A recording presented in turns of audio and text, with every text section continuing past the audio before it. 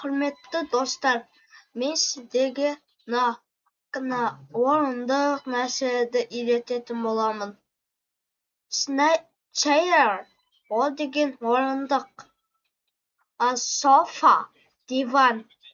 Table, ол деген стөл. Armchair, ол деген диван, андай отыратын. Wardrobe, ол деген шкаф. Bed, ол деген төсек. TV, ол деген андай телевизор. Mirror, ол деген айна. Lamp, ол деген шырақ.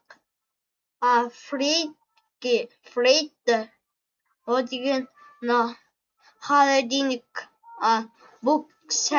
Bookcase, ол деген кітапхана. Сау болыңдар.